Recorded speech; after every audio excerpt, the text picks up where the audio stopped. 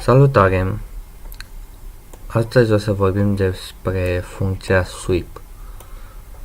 Această funcție este foarte des întâlnită la figurile de tip țeavă, folosindu-se foarte ușor după realizarea bazei, o simplă linie și funcția sweep ne ajută să urmăm acea linie. Avem aici o schiță și imediat o să vă arăt cum funcționează.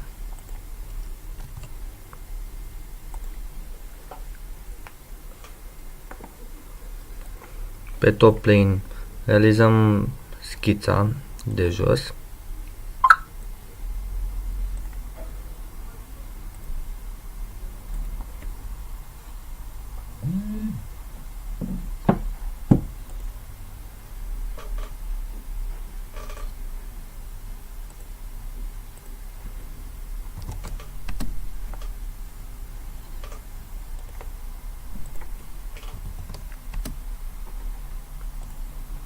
Iar acum, în continuare, pe unul din planurile paralele, creăm următoarea schiță.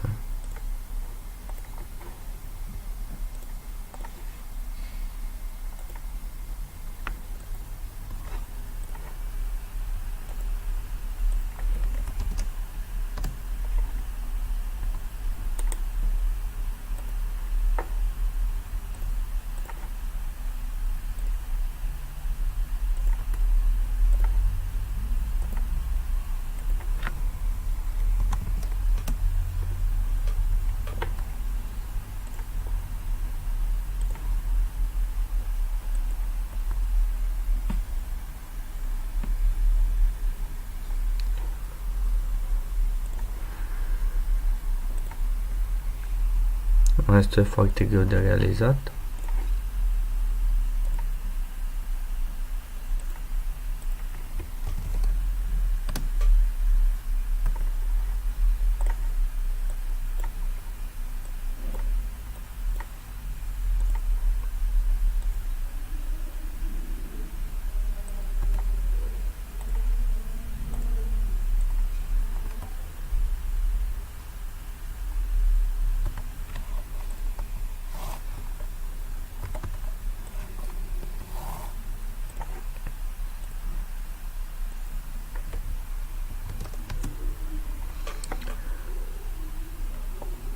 Și aceasta este schița.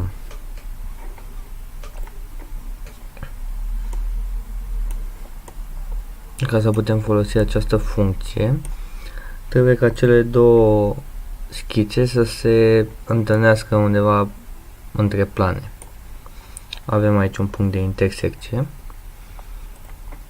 Acum, foarte simplu, aici selectăm baza, adică sketch 1. Iar aici linia pe care trebuie să o urmeze. Și avem țeava creată. În continuare, aici avem un pătrat.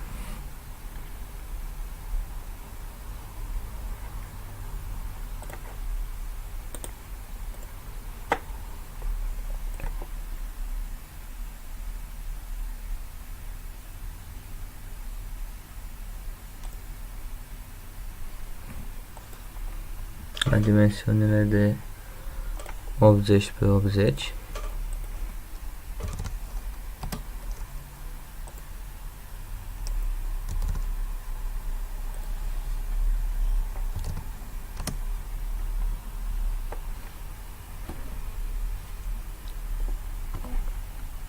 Aici un filet de rază 8.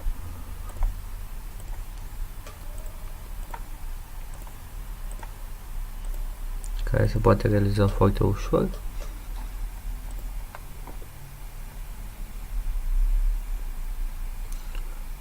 Iar aici niște găuri.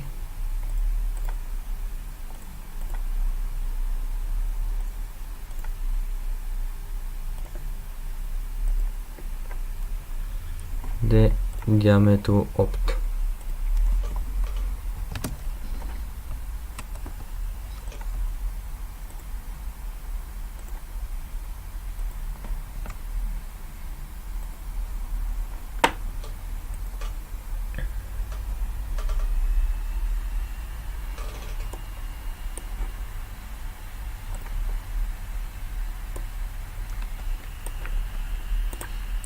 avem de făcut o gaureș ca să nu o mai facem după aia.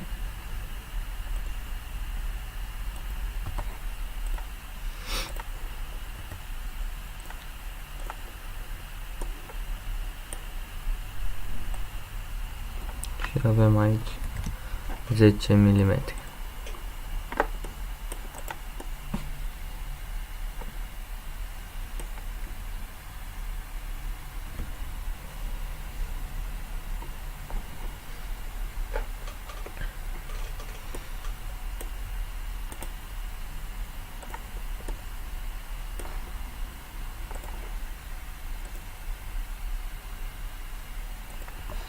Aici avem un cerc de fi 90.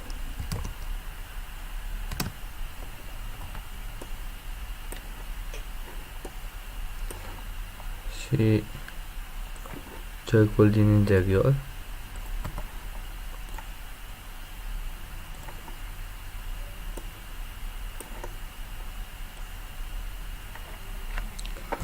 Mm.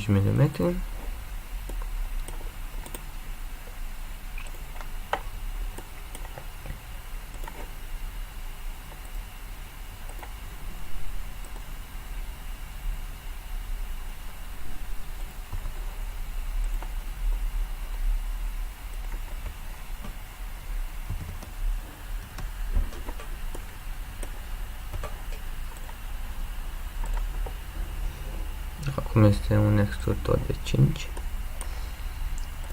Cum este aici în schiță. 5. Aici avem o mică greșeală. Este de 10. Cam atât până aici. În continuare avem 4 găuri.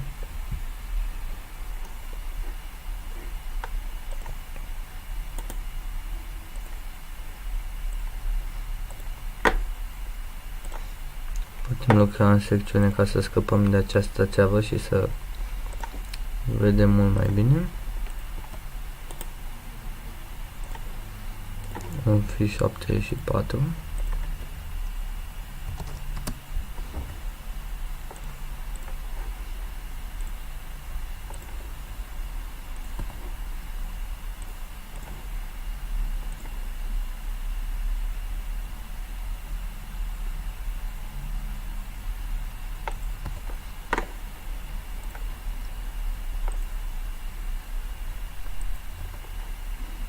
O gaură tot de diametru 8.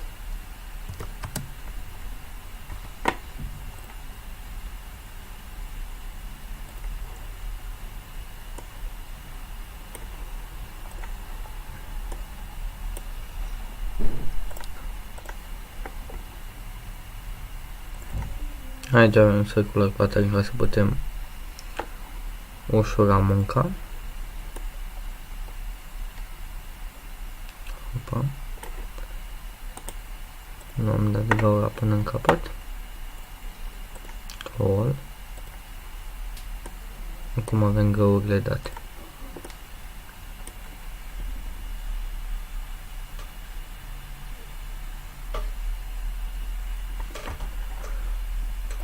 Și mai avem, după cum se vede, un mic detaliu.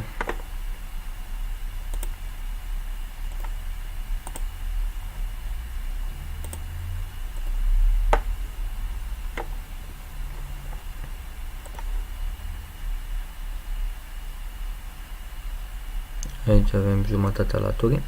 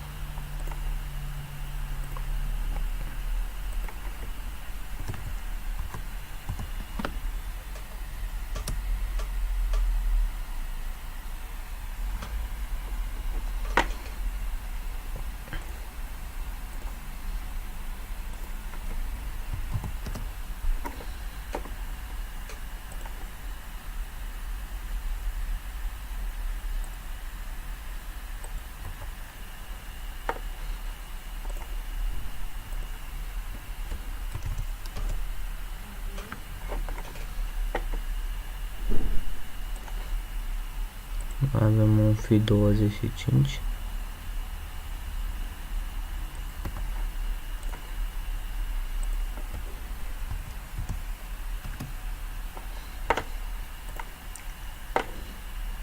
Da, acum să tăiem ce este în plus.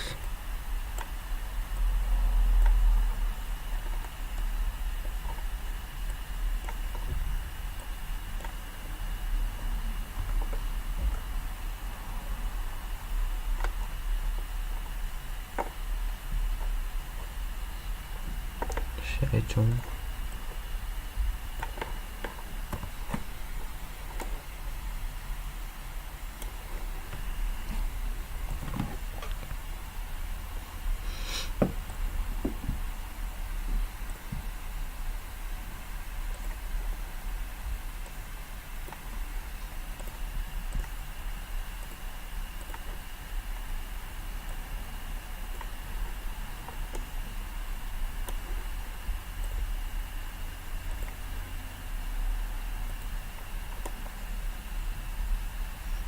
folosind up to body ne ajută să poziționăm foarte bine noul extrude.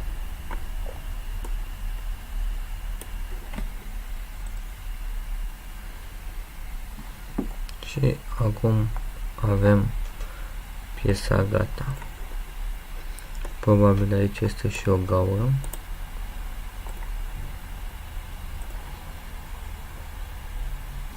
Schița nu ne arată exact, dar o să o facem.